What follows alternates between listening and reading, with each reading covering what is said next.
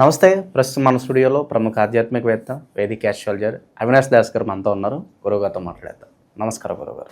నమస్కారం అండి. ఓం నమ శివాయ, ఓం నమో వెంకటేశాయ. జూన్ మాసంలో కుంభరాశి వారి పరిస్థితి ఏ విధంగా ఉండబోతుంది గురుగారు? ఎలాంటి జాగ్రత్తలు తీసుకోవాలి? మంచి ఫలితాలు పొందడానికి వీళ్ళు ఎలాంటి రెమెడీస్ పాటించాలి? కుంభరాశి వాళ్ళు 3వ ఇంట్లో శుక్రుడు, 5వ ఇంట్లో సూర్యుడు, 7వ ఇంట్లో కుజుడు. కానీ ఫస్ట్ ఏలినాటి శని గురించి మాట్లాడదాం. ఏలినాటి శని వీళ్ళకి చివరి పాదం, అంటే ఇంకా వెళ్ళిపోతాడు. సో ఏలినాటి శని వీళ్ళకి ఇంకా లాస్ట్ స్టేజ్ అన్నమాట. ఏలినాటి శని మంచి పాయింట్ ఏంటంటే వచ్చేటప్పుడు ఫస్ట్ భూమి బద్దలు కొడతాడు, వెళ్ళేటప్పుడు గిఫ్ట్ ఇచ్చిపోతాడు. సో ముందు చెడు చేసి లాస్ట్లో మంచి చేస్తాడు. బేసిక్గా ఏలినాటి శని క్యారెక్టరైజేషన్ ఇది. సినిమాలో హీరోకి క్యారెక్టరైజేషన్ ఉన్నట్టు మన మహేష్ బాబు పోకిరి సినిమాలో ఎలా అయితే ముందు రౌడీగా వచ్చి తర్వాత పోలీస్గా మారతాడో, చివరికి ఫస్ట్ వీడు వచ్చినప్పుడు ఏలినాటి శనిలో చాలా ఇబ్బంది పెట్టుంటాడు. ఇప్పుడు వెళ్ళిపోతున్నాడు కాబట్టి మంచి చేసి వెళ్తాడు. ఎవరికైతే ఏలినాటి శని ఎంటర్ అయినప్పుడు షుగర్ బీపీ బాగా పెరుగుంటుంది, ఇప్పుడు వెళ్ళేటప్పుడు కొంచెం తగ్గించేసి వెళ్తాడు. కొంతమందికి ఆర్థిక సమస్యలు ఇస్తాడు, ఇప్పుడు అవన్నీ మెల్లిగా తొలగించుకుంటూ వెళ్ళేటప్పుడు గిఫ్ట్ ఇచ్చి వెళ్తాడు. అంటే ఏలినాటి శని మిమ్మల్ని ఏ డిపార్ట్మెంట్లో టార్గెట్ చేస్తున్నాడు? కొందరిని ఆర్థికంగా టార్గెట్ చేస్తాడు, కొందరిని ఆరోగ్య విషయంలో టార్గెట్ చేస్తాడు, కొందరిని ఈ మానసిక సమస్యలు, రిలేషన్షిప్స్, భార్యాభర్తలు గొడవలు టార్గెట్ చేస్తాడు. ఏ యాంగిల్లో టార్గెట్ చేస్తాడు అనేది మనకు తెలియదు. ఒక్కొక్క జాతకానికి ఒక్కొక్క రకంగా టార్గెట్ చేస్తాడు. టార్గెట్ చేయడం అయితే కంపల్సరీ టార్గెట్ చేసే వెళ్తాడు, టార్గెట్ చేయకుండా వదలడు. ఎక్కువగా చూసింది ఏంటంటే నేను హెల్త్ సమస్యలు చాలామందికి ఇస్తాడు. హెల్త్ అంటే ఏంటి? చాలామందికి చెప్తుంటే ఏలినాటి శని అంటే బాగా కష్టపడాలండి, కష్టపడితే శని వదిలేస్తాడు. వాళ్ళు కష్టపడ్డం అంటే ఏమనుకుంటారంటే ఆఫీస్కి వెళ్ళి రావడం, ఆఫీస్లో పనిచేయడం, ఇంటికి వచ్చి పనిచేయడం కాదు. ఏలినాటి శని అంటే ఆరోగ్యం, హెల్త్ మార్చేసుకోవాలి.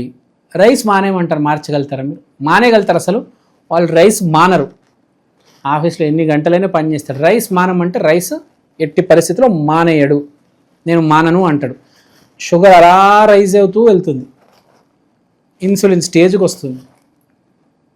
నేను కష్టపడతాను అని చెప్తాడు, కానీ నిజంగా ఇంత మారలేడు వాడు. మనిషి మారాలి. ఏలినాటి శని వచ్చినప్పుడు రైస్ మానేయాలి యాక్చువల్గా. అంటే ఆరోగ్య విషయంలో టార్గెట్ చేస్తే ఏలినాటి శని, లేకపోతే ఏం ప్రాబ్లం, నువ్వు కంటిన్యూ చేసుకోండి రైస్తో. నీకు షుగర్ వచ్చిందంటే నువ్వు రైస్ మానేయాలి ఫస్ట్. బుర్రున్న మనిషి ఎవడైనా ఈ మధుమేహం వచ్చిందంటే అన్నం తినడం మానేస్తాడు. వాడు అన్నం తినడం కంటిన్యూ చేశాడంటే వాడి జీవితానికి వాడే ఇంకా నాశనం చేసుకుంటున్నట్టు. ఆ షుగర్ వెళ్ళి కిడ్నీలు కొడితే కిడ్నీలు పోతాయి, లివర్ కొడితే లివర్. ఆ షుగర్ ఎక్కడ కొడుతుందో తెలియదు. కానీ ఇప్పుడేంటి, ఏలినాటి శని వెళ్ళిపోతుంది. కాబట్టి ఈసారి మీకు ఎంత షుగర్ వచ్చి మీకు ఎంత ప్రాబ్లం వచ్చినా ఆ ప్రాబ్లమ్స్ అన్ని కంట్రోల్లోకి వస్తాయి. మీ కిడ్నీ కంట్రోల్లోకి వస్తుంది, మీ లివర్ కంట్రోల్లోకి వస్తుంది, మీ జీవితంలో కష్టాలు తగ్గుతాయి, హింస అనేది తగ్గుతుంది. ఏలినాటి శని తల మీద ఉన్నప్పుడు ప్రతిరోజు హింస ఉంటుంది. కానీ పాయింట్ ఏంటి, నీ జాతకంలో శని బాగుంటే నేను ఎప్పుడేం చేయలేడు. ఇవేం ఉండవు. నీ జాతకంలో శని బాగాలేదు అంటేనే ఏలినాటి శని వచ్చినప్పుడు ఇబ్బంది. మీ జాతకంలో శని బాగుంది అనుకోండి, ఏలినాటి శని వచ్చినప్పుడు గిఫ్ట్ ఇస్తాడు. ఇంకా యాక్చువల్ గిఫ్ట్ మీద గిఫ్ట్, గిఫ్ట్ మీద గిఫ్ట్. శని బాగాలేకపోతేనే ఏలినాటి శని ఇబ్బంది పెట్టేది కదా. అంటే చాలా తక్కువ మందికి ఇంపాక్ట్ అవుతుంది అనమాట. అంటే ఎవరైతే కష్టపడరో, ఏది పడితే అది తింటారో, పెద్దగా పని కూడా చేయరు, డబ్బులు ఉంటాయి, వాళ్ళని ఇబ్బంది పెడతాడు యాక్చువల్గా ఏలినాటి శని. బాగా పేదవాళ్ళని, బాగా డబ్బు గల వాళ్ళని ఇబ్బంది పెడతాడు. మిడిల్ క్లాస్ వాడు పెద్దగా ఇబ్బంది పెట్టరు. రిచ్ ఆర్ పూర్ వీళ్ళని ఇబ్బంది పెట్టేది. Middle class, upper middle class పెద్దగా పట్టించుకోడాడు. ఈ రిచ్ పూర్కి చుక్కలు చూపించేసి వెళ్తాడు. సో ఇప్పుడు వెళ్ళిపోతున్నాడు కాబట్టి మంచి చేసి వెళ్తాడు. ఒక పాయింట్.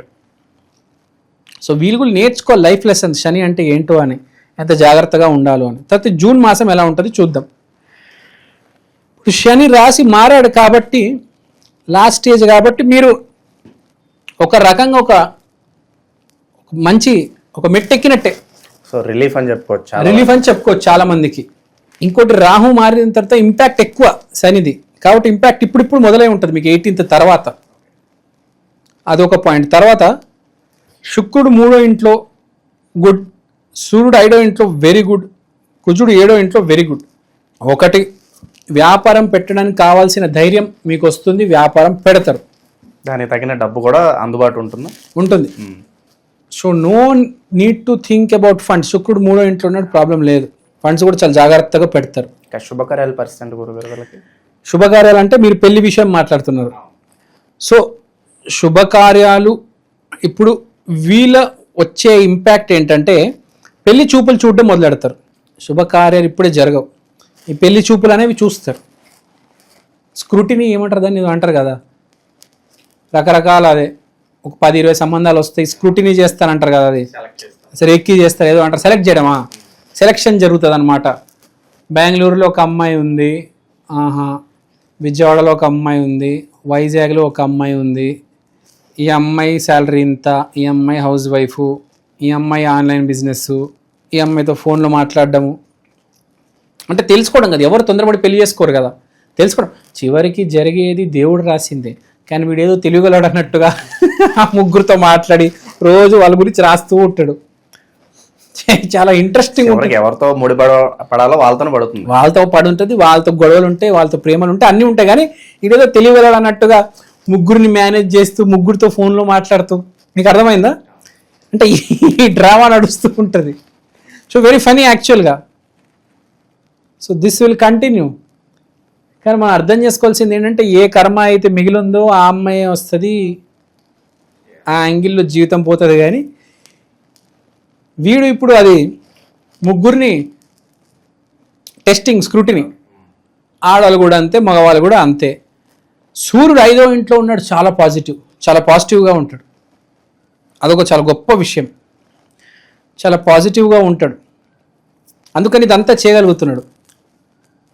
వ్యాపారంలో కూడా బాగా కాన్ఫిడెన్స్ ఉంటుంది, ఆ వ్యాపారం ముందుకు పోతుందని. సో పెట్టుబడి ఉంది, కాన్ఫిడెంట్. నిరుద్యోగులు, విద్యార్థులు వీళ్ళ పరిస్థితి ఎలా ఉండబోతుంది? విపరీతంగా ట్రయల్స్ చేస్తారు వీళ్ళు, ట్రయల్స్ మీద ట్రయల్స్. హోప్ ఉంటుంది, హోప్ కనిపిస్తుంది నాకు. ఇక్కడ హోప్ వచ్చేస్తుంది, హోప్ అనే ఒకటి ఇంప్లాంట్ అవుతుంది. హోప్తో కష్టపడుతున్నారు వీళ్ళు, ఒక పాజిటివిటీతో, ఒక హోప్తో కష్టపడుతున్నారు. They are struggling, working towards the job. అన్ని పాజిటివ్గా ఉన్నాయి. వ్యాపారం పెట్టేవాళ్ళు వ్యాపారం పెట్టేస్తే వాళ్ళు, జాబ్ ట్రయల్స్ ఎవరైతే వేస్తున్నారో వాళ్ళకి మంచి పాజిటివ్ హోప్. రోజు రోజుకి డెవలప్మెంట్ వస్తుంది. అదే కదా కావాల్సింది, రోజు రోజుకి డెవలప్మెంట్. అంటే ఒకరోజు జాబ్ కొట్టేస్తాడు, దగ్గరలో ఉన్నాడు జాబ్ కొట్టడానికి. అలాగే గురుగారు ఎప్పటి నుంచో పెండింగ్లో ఉంటాయి కోర్టు కేసులు కావచ్చు, ఏదన్నా భూమికి సంబంధించిన వివాదాలు ఎప్పటి నుంచో నడుస్తూ ఉంటాయి, అవి పూర్తవడానికి ఏదన్నా ఇప్పుడు సొల్యూషన్ లేదు, కానీ అండర్ గోయింగ్ సొల్యూషన్. కుజుడు అంటే భూమి, రాహు అంటే కేసులు పెట్టిస్తాడు. సో ఇప్పుడు 1-7 యాక్సిస్లో ఉన్నారు కాబట్టి నడుస్తూ ఉంటుంది అదే ప్రాసెస్లో. సో ఆ ఎనర్జీనే నడుస్తుంది బేసిక్గా. మీకు ఒక రాశికి ఒక ఎనర్జీ నడుస్తూ ఉంటుంది కదా, మనం మాట్లాడుకున్నాం చాలాసార్లు. సో అండర్ గోయింగ్ ట్రీట్మెంట్ అంటారు చూడండి. సో ఆ కేసులు నడుస్తున్నాయి, జాబ్కి ప్రిపేర్ అవుతున్నాడు. ఒకడేమో వ్యాపారం పెట్టేశాడు, అన్నీ రెడీ అయిపోయినాయి. అంటే ఆ ప్రాసెస్లో ఉన్నారు వీళ్ళు. వీళ్ళకి తెలుసు కూడా ఏం జరుగుతుంది, రిజల్ట్ ఏం రాదు, ఇంకా నడుస్తుంది కేసు, కొన్ని రోజులకి రిజల్ట్ వస్తుంది. సో అండర్ గోయింగ్ కన్స్ట్రక్షన్ అని పెడతారు కదా బోర్డు మనకు రోడ్డు మీద, అదే అనమాట. పని జరుగుతుంది, పని ఆగిపోలా, పని జరుగుతుంది, కొన్ని రోజుల్లో అయిపోతుంది. వర్క్ ఇన్ ప్రోగ్రెస్, అది వర్క్ ఇన్ ప్రోగ్రెస్, బాగా చెప్పారు. జూన్లో వర్క్ ఇన్ ప్రోగ్రెస్. శనికి సంబంధించిన రాశి మన అందరికీ తెలిసింది. సో కుంభరాశి వాళ్ళు, శని అంటే ఇంకా శివుడే మనకు బాగా తెలుసు. బుధుడు అంటే విష్ణుమూర్తి, వెంకటేశ్వర స్వామి. శని అంటే శనిగ్రహానికి అధిపతి శివుడు. సో శివాలయానికి వెళ్ళాలి, జలాభిషేకం చేయాలి. అండ్ శివుడు అంటే ఏంటంటే కాన్సన్ట్రేషన్, విపరీతమైన కాన్సన్ట్రేషన్ ఉండాలి వీళ్ళకి. ధ్యానం కుదిరితే మెడిటేషన్ చేయండి. అండ్ ఏ పని చేసినా 100% చేయండి వితౌట్ ఎక్స్పెక్టింగ్ ద రిజల్ట్. శివుడు అంటే చాలా సీరియస్ అనమాట. 1% కూడా డీవియేషన్ రాకూడదు పని చేసేటప్పుడు, వేరే ఆలోచన రాకూడదు. ఇప్పుడు మన అర్జునుడికి ఆ కన్ను మాత్రమే కనిపిస్తుంది చూడండి, అట్లా. సో ఆ డెడికేషన్తో ఏ డీవియేషన్ లేకుండా పని చేస్తే మీకు సక్సెస్ గ్యారంటీ వస్తుంది. ఎస్పెషల్లీ జాబ్ చేస్తున్న వాళ్ళకి జూన్ ఎండింగ్ కల్లా మీకు సక్సెస్ రాబోతుంది. జాబ్ అనేది క్రాక్ చేస్తారు. జూన్ లాస్ట్ క్వార్టర్లో, ఫోర్త్ వీక్లో మీకు జాబ్ వచ్చే అవకాశం గట్టిగా ఉన్నది. Congratulations. So work in progress ఏదైతే ఉందో అది ముందుకెళ్ళాలని చెప్పి మనస్ఫూర్తి కోరుకుందాం. ఓవరాల్ కుంభరాశి వాళ్ళకి ఏ విధంగా ఉండబోతుందో చాలా బాగా వివరించారు. ధన్యవాదాలు. ధన్యవాదాలు.